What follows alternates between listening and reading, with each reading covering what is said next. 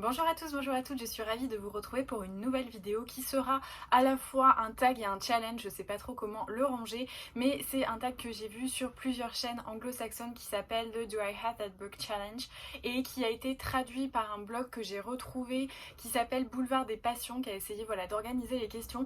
À chaque fois je trouve ça très chouette parce que les booktubeuses en fait elles ont farfouillé dans leur bibliothèque comme ça, c'est plein de petites questions pour trouver le livre qui correspond. Alors moi je les ai sortis d'abord parce que comme vous savez la place est limitée chez moi, il y a des piles de livres un peu partout, donc je me suis dit si en plus je dois vous amener dans les tréfonds de mes bibliothèques, de mes piles de livres dans tous les coins de la pièce de la maison, je pense que ça va être compliqué. Donc j'ai référencé les petites questions sur mon petit carnet que j'aime trop, que ma copine Estelle m'a offert et je l'aime trop ce petit carnet, c'est mon carnet YouTube et je vais du coup vous montrer tous les livres en fonction des questions. La première question c'est: avez-vous un livre avec 3 personnes sur la couverture? Alors honnêtement, toutes les questions qui sont posées, quand vous les lisez, vous vous dites non mais ça va, c'est hyper simple, mais en fait j'ai galéré pour plein de trucs, notamment celle-ci, parce que soit les gens étaient en solo, soit il y avait beaucoup trop de monde. Au début je me suis dit j'ai trouvé trop facile, si c'est un homme de Primo Levi en fait, qui est juste ici je crois, sauf qu'en fait c'est la miniature sur le dos où il y a 3 personnes, mais sinon il y a 4-5 personnes dessus. J'ai cherché partout, je me suis dit bon allez je vais pas vous mettre Harry Potter parce que ça va peut-être faire un peu beaucoup, et puis en fait soit c'est 4-5, soit c'est en solo, et le seul que j'ai trouvé c'est le tome du coup 6 de Gardien de Cité perdu Noctura, où il y en a 3, voilà. Donc c'était le seul que j'avais, mais franchement à chaque fois c'est pas si simple, moi je vous le dis c'est pas si simple, et voilà, c'est le seul que j'ai trouvé où il y en avait 3. Ensuite, c'est: avez-vous un livre dont l'histoire est basée sur un autre livre? Alors, ça, pour moi, ça tournait autour de la réécriture de contes ou alors des fanfics ou ce genre de choses. J'ai pas de fanfic, mais par contre, j'ai pas mal de réécritures de contes. Et je me suis rendu compte que j'avais pas moins de 3 réécritures de La Petite Sirène. Alors, il y a Le Royaume Assassiné, que je vous ai présenté chez De Saxus. Donc, je me suis dit, je vais pas vous le remettre là parce que j'en ai assez parlé, vous savez que moi j'ai adoré cette lecture. Il y a The Surface Breaks de Louise O'Neill, que j'ai... Alors je crois que je vous l'ai jamais présenté, mais voilà, pareil, c'est censé être une réécriture. Moi j'avais pas trop adhéré, et je me suis dit que j'allais sortir celui-ci, donc c'est Sea Witch de Sarah Henning. Je me souviens, j'avais flashé dessus à New York parce que vous avez toutes ces étals de trop beaux hardback, en plus il était signé, donc j'avais craqué sur cette réécriture, sachant qu'en plus il y a une youtubeuse anglo-saxonne que j'aime beaucoup qui s'appelle Paris Project, qui en avait parlé, et je m'étais dit bon allez go, je l'achète, et je me souviens avoir donné mes derniers dollars en petites pièces comme ça avant de quitter les États-Unis. Alors pour le coup cette réécriture là, alors je vais pas vous parler je pense de tous les livres parce que par exemple là Gardien des Cités perdues, c'est le tome 6, ça sert à rien que je vous en parle, je vous ai déjà parlé en update, mais pour certains romans dont je vous ai jamais parlé, je me dis pourquoi pas vous faire un petit topo dessus. Donc là effectivement on était sur une réécriture qui va surtout s'axer autour de la naissance de Ursula, et c'était chouette, mais en fait pareil j'avais trouvé qu'il était trop court. Moi c'est un souci que j'ai avec les romans, alors j'aime pas les romans longs juste pour broder, mais je trouve que parfois quand on est dans des univers fantasy fantastiques, il y a quand même besoin de brosser le portrait de l'univers, de prendre le temps aussi, et en fait en ce moment, en plus c'est un truc que je réalise pas mal en ce moment, notamment avec Glacé que j'ai lu dernièrement, je trouve en fait soit c'est trop long, soit c'est trop court. C'est trop court pour aller hyper aboutir dans le livre, et en même temps pour juste les bornes que l'auteur se fixe, c'est trop long parce qu'on finit un peu par s'ennuyer et par avoir l'impression d'un déséquilibre entre la résolution, etc. Là c'était un peu pareil pour moi, c'était très lent. Alors on avance petit à petit, on sombre dans la magie noire autour de la magie très puissante d'Ursula et de comment elle va devenir Ursula. C'était intéressant, mais j'étais extrêmement restée sur ma faim, mais c'était chouette. Enfin voilà, je sais que je l'avais gardé ce livre parce que déjà c'est un petit souvenir quand même de New York, et au-delà de ça je me disais bon, il m'a manqué un petit truc, mais je suis pas non plus déçue de ma lecture. Enfin c'était un peu particulier. Mais voilà, j'ai beaucoup de réécriture de La Petite Sirène, c'est quand même dingue, hein. Pourtant j'en ai pas tant que ça des autres contes, alors que c'est même pas mon Disney préféré. Hmm. Ensuite, je vais essayer peut-être de pas couper, ça sera peut-être plus simple, je sais pas. Avez-vous un livre avec un titre de 10 lettres? Alors là, c'est pareil, c'est super compliqué parce que soit c'est hyper court, genre c'est un mot, soit c'est plutôt long. Au début, j'ai presque failli, enfin, je me suis dit, vas-y, ça va peut-être le faire, grandir un peu de Julien Rampin. Bon, ça l'a pas fait. Et j'étais là devant ma bibliothèque comme ça, à compter sur mes petits doigts. Et j'en ai trouvé un. Alors, je l'ai pas encore lu. Enfin, peut-être qu'au moment où vous verrez cette vidéo, je sais pas quand est-ce qu'elle va sortir, je l'aurai lu, je sais pas trop. Mais c'est Les Simples de Yannick Granek qui raconte en fait la vie dans un monastère, je crois. C'est un monastère ou une abbaye, voilà, où il y a des femmes qui vivent en totale autonomie par rapport aux hommes. On est en 1584 en Provence et donc ça va étudier ce petit groupement de femmes qui prouvent à elles seules qu'elles n'ont pas besoin des hommes pour vivre. Et ma libraire me l'a super bien vendu, j'ai trop hâte de lire. Je lui ai donné 2-3 comme ça, 2-3 points un peu. En fait, je suis allée la voir et je lui ai dit qu'est-ce que vous avez qui se passe dans l'histoire qui est chouette. Et donc du coup, bon, elle m'a cité pas mal de livres que j'avais déjà lus et on est tombé sur celui-ci et c'était plutôt chouette, cette espèce de petite question au hasard.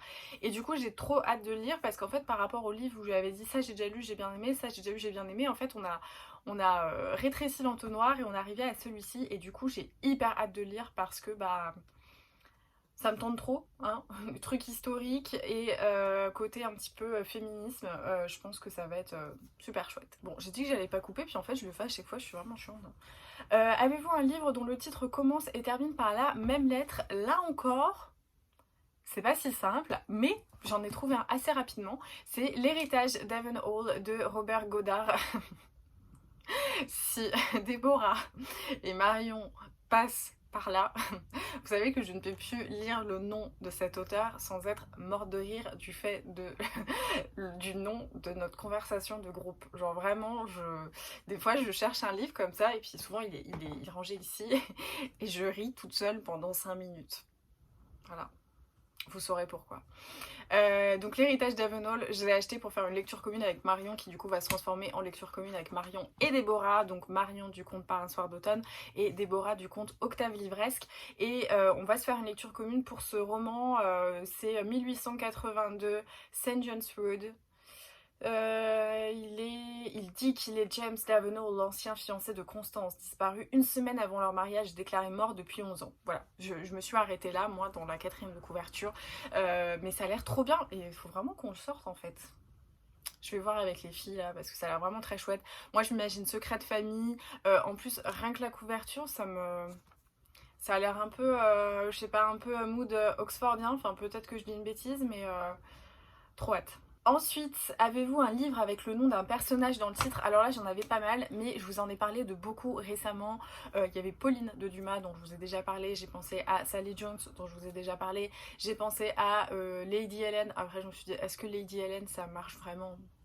Oui, ah, elle a le droit d'avoir de s'appeler Hélène comme ça. Il y en avait plein, il y avait Harry Potter aussi.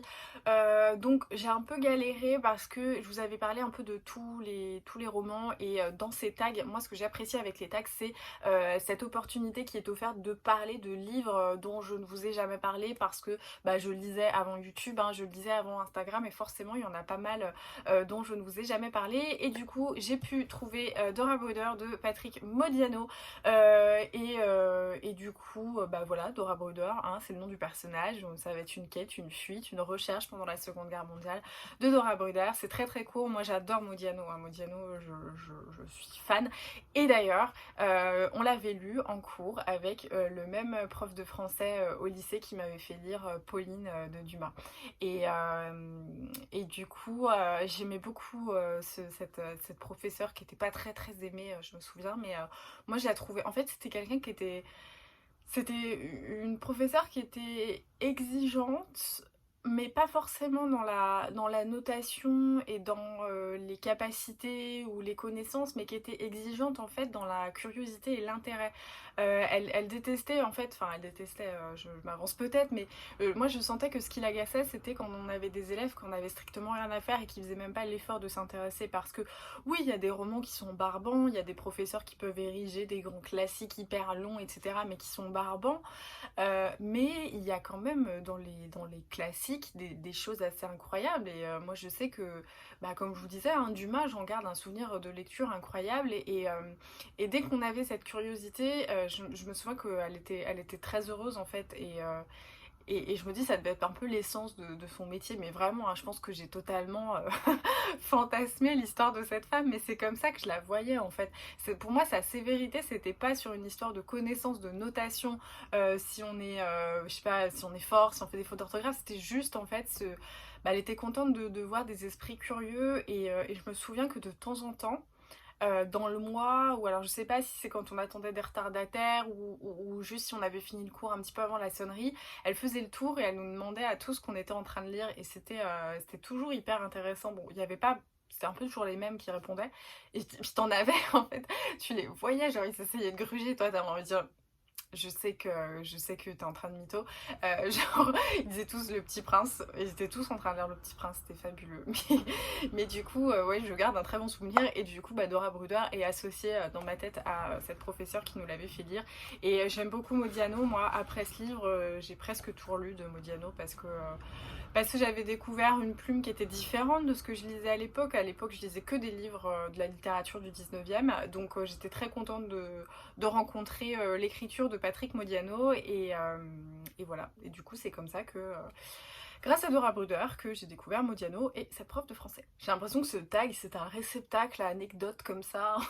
En fait, ça part de rien, je dis tiens, j'ai trouvé le bouquin de la question, mais je vous en parle quand même. J'espère que ça vous plaira quand même, cette vidéo.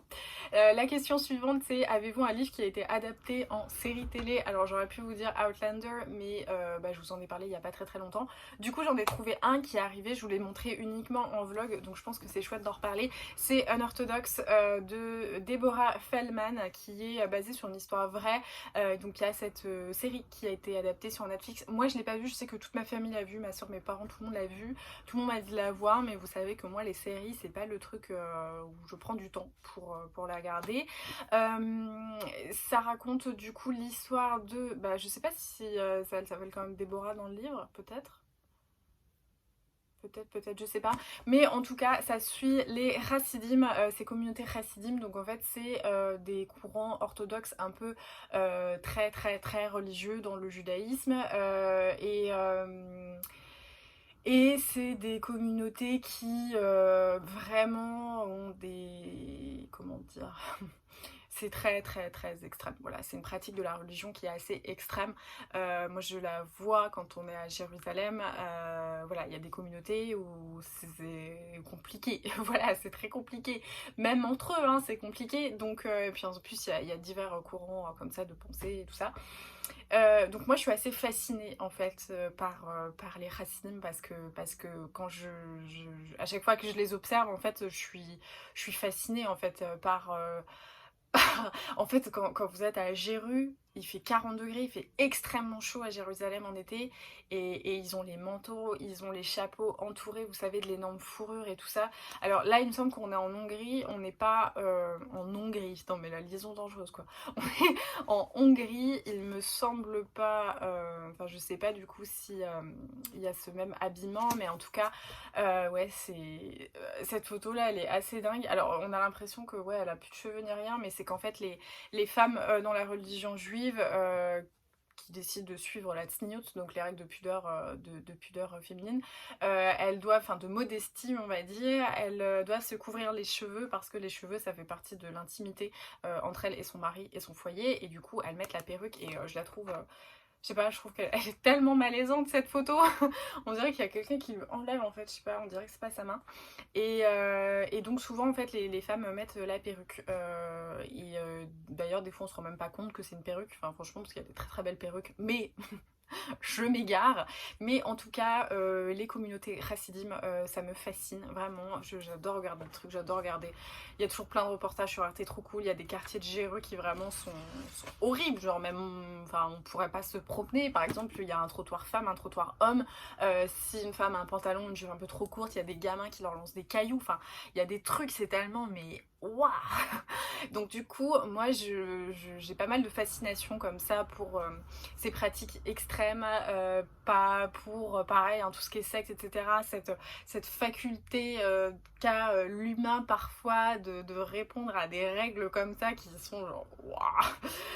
Moi ça me fascine, donc j'ai hyper hâte de lire Unorthodox et j'espère que j'en trouverai le temps un jour de regarder la série. Question suivante, avez-vous un livre ayant gagné un prix? Alors dernièrement j'ai lu pas mal de Goncourt, j'ai lu L'Anomalie, j'ai lu Les choses humaines qui était le Goncourt des lycéens de je sais pas trop quand, j'ai lu également Leurs enfants après eux, donc j'ai lu pas mal de livres qui étaient prisés.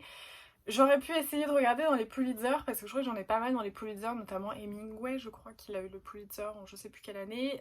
Mais j'ai pensé à celui-ci, Charlotte de David Fonkinos, parce qu'il me semble que ça a été le Goncourt des lycéens et j'en suis persuadée, qu'il y a un super roman de David Fonkinos qui, je trouve, dénote avec son œuvre globale. Pour moi, David Fonkinos, c'est un peu le mec au fond de la classe, un peu intellectuel, qui sort des remarques pinçantes, un peu grinçantes, qui font extrêmement rire, avec un sérieux incroyable. Et là, on n'est pas du tout dans le registre habituel de David Fonkinos, et on raconte l'histoire de Charlotte, qui s'appelait Charlotte Salomon, qui a été... Oups. Ah bah non, voilà, j'ai dit une grosse bêtise, c'était le prix Renaudot. Comme quoi, la réponse est toujours dans les livres. Hein. Pas mal, hein. Donc le prix Renaudot de 2014, on suit Charlotte qui était peintre pendant la Seconde Guerre mondiale, enfin qui était une peintre juive pendant la Seconde Guerre mondiale, pour qui forcément ça s'est pas extrêmement bien passé. On va suivre sa vie, on va suivre sa fuite, on va suivre ses déboires, on va suivre les obstacles, on va suivre la montée du nazisme et se raconter en vers. Et ça c'est incroyable parce que tout le roman est écrit en vers. Voilà. Donc je peux pas vous dire si c'est des alexandrins, machin, là pour le coup j'ai pas compté sur mes doigts. Mais en tout cas je trouve que ce roman il a ce petit caractère insolite quoi. On l'ouvre et on se dit oh, et puis moi je sais que je l'ai ouvert, je l'ai refermé parce que j'étais absolument fascinée par cette histoire, par la manière dont c'était raconté. C'est très beau, ça change et ça change de David Fonkinos et ça change de ce qu'on peut lire quand même par rapport pour moi. Enfin vous savez que moi je suis un petit peu lassée avec la Seconde Guerre mondiale, c'est toujours pour moi les mêmes histoires. J'ai du mal à trouver de l'authenticité, j'ai du mal à trouver le juste milieu entre la fiction et voilà, le témoignage un peu historique. Donc puis on en sort un peu beaucoup trop, enfin moi je trouve... Bon, il n'y en aura jamais trop, bon, on est d'accord, il faut pas oublier, etc. Mais c'est juste que des fois, je trouve que c'est un petit peu redondant. Et celui-ci, j'avais aimé la manière dont il abordait cette période parce qu'on était vraiment centré sur l'histoire de cette peintre juive, femme, pendant la Seconde Guerre mondiale. Et c'était extrêmement fascinant. Moi, je ne la connaissais pas, cette jeune peintre, et j'étais ravie de connaître son histoire. Et en plus, raconter en vers, c'est une chouette expérience de lecture. Ensuite, question suivante, avez-vous un livre écrit par un auteur ayant les mêmes initiales que nous et que vous? Et bien figurez-vous que non, je n'en ai pas. Donc voilà, j'ai regardé un peu partout mais j'en ai pas trouvé, donc tant pis, hein, qu'est-ce que vous voulez que je vous dise? Donc on va passer à la question suivante. Avez-vous un recueil de nouvelles? Alors là, évidemment, j'en ai des kilos. J'adore les recueils de nouvelles, surtout des auteurs que j'aime beaucoup. J'en ai plein, j'en ai plein de Kundera, de Kafka, j'en ai plein de plein de gens, j'en ai même un de Tim Burton, et du coup je voulais quand même vous parler de celui qui pour moi... que j'aime vraiment dans l'exercice de la nouvelle, c'est Francis Scott Fitzgerald. Alors je l'aime tout court, Francis Scott Fitzgerald, vous le savez, mais je trouve que dans la nouvelle, il est très fort. Parce que une nouvelle, c'est un exercice pour moi qui est compliqué, parce que vous devez tenir votre lecteur, vous devez être présent pour le lecteur, le captiver, le garder, ne pas le lasser, ne pas lui donner l'impression d'être un peu précoce, et ce du coup pendant juste quelques pages. Et ça, je trouve qu'il faut quand même pas mal de génie pour ça, pour avoir un texte incisif, passionnant sur quelques pages, et pour moi Francis Scott Fitzgerald il le fait. Alors est-ce que je suis extrêmement impartiale dans le sens où je suis fascinée par son œuvre et que toutes les petites bribes de ce qu'il peut nous raconter, je suis contente de les avoir? Peut-être, je sais pas, mais en tout cas, moi je trouve à chaque fois que je suis fascinée. C'est comme Kafka, hein. Kafka il est vraiment très très bon dans les nouvelles, mais celui-ci je l'aime bien. Voilà, je me souviens que du coup c'était ma sœur qui me l'avait offert quand j'avais eu, je crois, mon Master 1 ou mon Master 2. Elle m'avait acheté ça et un autre bouquin qui s'appelait New York Odyssey. Ils étaient trop beaux. J'avais flashé dessus à la Fnac en tête de gondole. Ça m'arrive jamais des trucs comme ça. Je les avais pris en photo et elle me l'avait offert. Et puis il avait une couverture. Alors je crois que je l'ai enlevée, mais qui était hyper belle de Francis Scott Fitzgerald. Mais voilà. Et du coup, là c'est pareil. C'est extrait des revues littéraires américaines dans lesquelles il postait. Voilà, donc moi j'aime beaucoup. Si vous voulez démarrer avec Francis Scott Fitzgerald dans l'exercice de la nouvelle, je vous conseille la fêlure qui est ici. Hop, dont je vous avais déjà parlé. La fêlure, c'est vraiment très très chouette pour moi. C'est vraiment le... Il est corné de partout. Je sais pas si vous pouvez vous rendre compte parce qu'il est vraiment merveilleux. Et il parle un peu du lâcher prise d'un auteur, de la difficulté d'écrire, de ce sentiment vraiment de fêlure dans l'essence créative. Et c'est passionnant. Donc n'hésitez pas si vous avez envie de commencer. Un petit format poche, c'est toujours cool. Ensuite, avez-vous un livre qui fait entre 500 et 510 pages? Vous allez vous dire, easy. Très facile, très simple. Et bah non, j'ai galéré. J'ai regardé tous mes livres. J'ai tout ouvert comme ça devant ma bibliothèque. C'était super chiant. Il y avait un livre, c'était celui de Céline, mais j'ai pas envie de mettre Céline en fait en avant. Donc je me suis dit, allez, j'en ai trouvé un. C'est Déraciné de Naomi Novik. Et je ne vous mens pas, parce que vous allez vous dire, allez, je suis sûre qu'elle a triché parce qu'elle a perdu patience. Ce qui aurait pu être totalement possible, hein, je vous l'accorde. Il fait 509 pages. Ça fait le focus ou pas? Oui, non, bon. Déraciné Naomi Novik, je vous en ai parlé plusieurs fois, j'ai même fait une vidéo dédiée à ce roman quand j'ai participé à la vidéo de Manon, donc les booktubeurs faites leur rentrée. J'ai adoré cette lecture qui était géniale, où on suivait, comment elle s'appelle déjà? C'est Agnieszka et son amie, comment elle s'appelle? Akasia, voilà. On suit Agnieszka qui en fait, on est dans un univers où toutes les décennies, il y a le dragon qui est en fait un magicien, un homme qui vit dans une grande tour, qui descend dans le village et qui choisit une femme, une jeune femme en fait, qu'il prend sous son aile. Alors je sais pas, il y a un accord tacite, tout le monde est ok avec cette pratique, surtout que quand elles reviennent 10 ans après, eh bien elles affirment qu'elles n'ont jamais été touchées physiquement, il n'a pas abusé d'elles, mais juste elles sont extrêmement éduquées, elles ont une prestance différente et on sait pas trop ce qui se passe. Et à chaque fois, les jeunes filles qui sont choisies sont celles qui sont déjà démarquées par des qualités particulières. C'est celle qui a le plus de courage, qui est le plus téméraire, qui est la plus intelligente, qui est, enfin voilà, qui a toujours ce côté la plus machin truc. Et Agnieszka est persuadée que ça sera son amie Kasia. Et d'ailleurs, tout le village, Kasia elle-même est persuadée que c'est elle qui va partir, sauf que le dragon choisit Agnieszka et en fait il va lui apprendre du coup que eh bien il est magicien et il va lui apprendre la magie. Et au début en fait Agnieszka elle pense qu'il se sert de l'essence des jeunes filles pour puiser sa magie, mais en fait non. Et Agnieszka elle est un peu particulière puisqu'elle a un lien avec la nature qui est assez singulier, et dans ce livre on est presque sur un peu un côté sacré du nature writing, parce que la forêt avec un F majuscule a une importance considérable. On est dans un univers où il y a la maladie du bois et ça, mais ça me glace le sang à chaque fois. En fait vous avez les promeneurs, ces espèces de phasmes un peu de bois qui prennent les enfants comme ça et ils enlèvent des gens et ensuite les gens ils reviennent. Alors parfois ils reviennent pas, mais des fois ils reviennent comme ça au bout de 4 ans. Alors tout le monde est content, on fait la fête parce que un tel est revenu du bois, et en fait il se passe des trucs hyper glauques ensuite, genre toute la famille s'entretue, enfin vraiment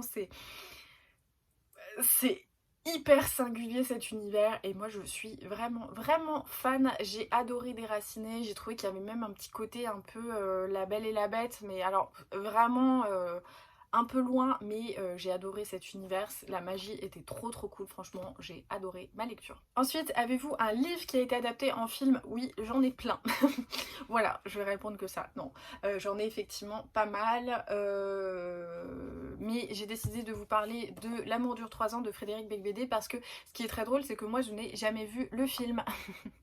Voilà, j'ai jamais vu le film, j'ai jamais eu envie de le voir et j'ai adoré ce livre. Voilà, c'est un des livres de Becbédé, que j'aime énormément. Je pense qu'il faut le lire plutôt que le voir. Enfin, je vous dis ça, mais je l'ai pas vu, donc c'est totalement bête. Mais je pense que si on a envie de rencontrer Becbédé dans de bonnes conditions, c'est-à-dire de pas entrer dans ses œuvres qui sont les plus border, essayer de voir le Becbédé qui fait un petit peu attention, voilà, qui a envie d'être politiquement correct, mais tout en gardant son style d'humour, etc. Je pense que c'est le bon pour démarrer avec Becbédé et je vous encourage à le faire parce que son œuvre, elle est très riche, très complexe humainement, très difficile à avaler, mais moi, je l'aime bien. Et enfin, la dernière question de ce challenge, c'est avez-vous un livre écrit par 2 auteurs ou plus? Et alors là, je vous ai trouvé celui qui a le plus de gens. Alors, j'ai l'impression que ça, c'est un peu un truc de young adulte, d'avoir plusieurs auteurs sur un livre. Moi, ça me perturbe un peu. Je n'ai aucun livre, à part celui-ci, je crois, qui a été écrit par 2 auteurs. J'en ai déjà vu sur YouTube, dans les chaînes anglo-saxonnes, le fait qu'il y ait comme ça 2 auteurs. C'est bizarre, mais en fait, j'ai du mal à concevoir qu'on puisse écrire à 4 mains, en fait. Je sais pas. C'est un truc pour avoir écrit un livre, j'aurais du mal à voir. Voilà, je pense que si c'était un bouquin genre épistolaire et tout, oui, ok, mais un roman de A à Z, enfin je sais pas, bon bref, j'arrive pas à comprendre. Mais en tout cas, j'ai trouvé celui-ci, c'est Dear Evan Hansen, par Valemish, Steven Levinson, Benj Pasek, Justin Paul. Il y en a 4, c'est énorme. Moi je sais pas comment ils ont fait. Alors franchement, je comprends pas. Peut-être qu'ils n'ont pas tous écrit la même chose dedans. Écoutez, je vais faire mes investigations. On en reparle plus tard. Peut-être qu'un jour, je vais vous faire une vidéo. J'ai appris comment écrire un livre à 4 personnes. Et puis, on en reparlera à ce moment-là. Mais pour moi, c'est très mystérieux. Voilà, c'est tout pour cette vidéo. J'espère que ce petit challenge vous aura plu et que vous me pardonnerez l'absence des plans où je farfouille pendant 3h30 devant ma bibliothèque pour trouver un livre qui fait entre 500 et 510 pages. Je pense qu'on est tous heureux d'avoir voilà, d'avoir été épargnés de ce plan séquence vraiment qui aurait été absolument inutile. Donc j'espère que cette vidéo vous aura plu, que ça vous aura permis de voir d'autres livres de ma bibliothèque parce que bah, voilà, j'ai vraiment essayé de pas trop vous parler des mêmes comme à chaque fois. Donc j'espère que cette vidéo vous aura plu. Comme toujours, n'oubliez pas un petit pouce, un commentaire, ça me fait toujours plaisir. N'oubliez pas de vous abonner et de partager cette vidéo sur les réseaux sociaux. C'est comme ça qu'on aide les créateurs de contenu en partageant leur travail. En tout cas, merci beaucoup d'être toujours présent. Je vous souhaite de très belles lectures et je vous dis à très vite.